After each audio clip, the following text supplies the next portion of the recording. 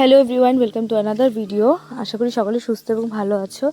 আর আজকে আমি নিজেই সুস্থ নাই, এতটাই শরীর খারাপ লাগছে যে ভিডিও এডিট করতেও ইচ্ছা করছিল না, কিন্তু লাস্টে এটা যখন বানাচ্ছি ভাবলাম যে তোমাদের সাথে শেয়ার করি। খুব সিম্পল একটা সাধারণ রেসিপি, আজকে আমার মাসির মেয়ে আসছে, ওর জন্য বানানো।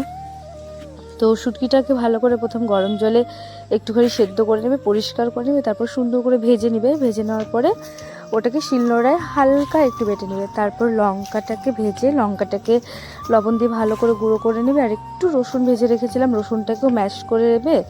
কিছুটা পেঁয়াজ ভাজা করবে, কিছুটা পেঁয়াজ বাটা কাঁচা রেখে দেবে, কিছুটা পেঁয়াজ কাঁচা রেখে দেবে। বাস এইটুকুনই, লঙ্কা, রসুন, কাঁচা পেঁয়াজ, ভাজা পেঁয়াজ আর শুটকিটাকে ভেজে একটুখানি বেটে নেবে। তারপর এটাকে সুন্দর করে মেখে নেবে, একদম ভালো করে চটকে যতটা ভালো করে মাখতে পারো। আমি তো ওইভাবে মাখতে পারি না, আমি যেভাবে পেরেছি ওইভাবে মেখেছি। আর লাস্টে একটুখানি কাঁচা তেল দিয়েছিলাম। সিরিয়াসলি বলছি, এটা দারুণ দারুণ হয়েছে।